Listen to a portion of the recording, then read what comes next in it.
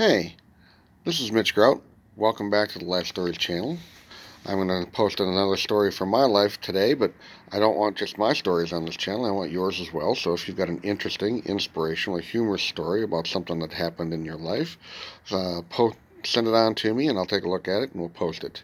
But I don't want any politics or religion or anything controversial. This is not a place to argue about those things. It's a place to get away from what's in the news and be inspired by other people's stories. So this story happened in North Carolina 20 years ago. We were living in a house that shared a lot with another house. And in the other house was a young girl, probably 20 years old or so. And these houses were out in the middle of the country on a state road. And being in the middle of the country, people would, do things like dump trash and whatnot. And one day somebody decided they didn't want their Rottweiler anymore. And so they decided to drop it off in front of the house. Well, we didn't want the Rottweiler, but apparently the girl in the house next door to us wanted it because she put out food and water for it, kept it fed, and the dog lived on her porch. So one night I'm taking the trash down the driveway, and the driveway is about 200 feet long or so, and I'm rolling the bin down after dark, and as I'm rolling the bin down, I hear this galloping noise behind me. It's this big-ass Rottweiler coming after me. Get down to the bottom of the driveway, and the dog is attacking me, and I'm fending it off with the rolling trash can, screaming up at the house to try and get my wife's attention to come pick me up so that I can get away from this dog. So I'm down there at the end of the driveway for 15 or 20 minutes, fending off this dog with the trash can, screaming at the top of my lungs. And my wife didn't hear me, but she figured after 20 minutes that maybe something was wrong. It took me an awful long time to actually take the trash down to the curb.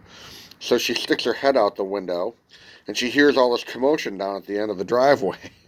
And she yells out, "Are you all right?" And I'm like, "Come get me. Get in the car and come get me." And so she gets in the car, and she comes down to the end of the driveway, and she picks me up. And we go back up to the house, and we go inside the house, and we call 911 and report that there's a vicious dog out in front of the house.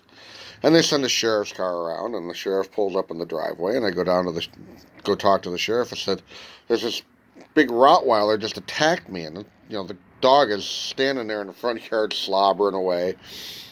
And the sheriff was like, "Well, what do you want me to do about it?" I said, "Well, you got a gun, shoot it." He's like, "Well, I can't shoot that dog. I'm a sheriff in one of the most liberal counties in one of the most liberal states in the nation." And I'm thinking to myself, this is North Carolina we're talking about, right? They elected Jesse Helms to the Senate for 36 years in a row. There's nothing liberal about this state at this point in time. So I said, "What do you want me to do about this dog?" And he says, "Well, call animal control." So I go back into the house and I call the animal control officer, and the animal control I described the dog to the animal control officer, and he comes out about an hour later or so. And apparently, when I said there was a Rottweiler that attacked me, he didn't understand that the Rottweiler is a big dog, because he gets out and he looks at the dog and he knocks on the door. He says, "I can't do anything with this dog with what I have. I'll have to come back later." So he comes back later, an hour or so later, and he's got this wire cage and a bowl of food and some tranquilizer to knock the dog out. And he sets the cage up and he puts the food in the cage, and the cage is basically a trap, and he leaves the food in the cage, and he leaves. He comes back the next morning, and the cage is this crumpled pile of wire in the driveway. The dog has eaten the food, and he's circling the cage. The animal control officer comes back and is amazed that the dog has gotten out of this trap. So he goes back and he brings 3 other people with him, and takes 4 people to capture this dog and load it in the back of his truck, all because someone was dumb enough to drop the dog off in front of the house, and the person who lived in the house next door to us was stupid enough to take care of the damn thing. So, hope you enjoyed the story. Again, if you have any interesting stories of your own, by all means, send them on to me, 3 to 5 minute long videos, and we'll post them, see what we get. Thanks.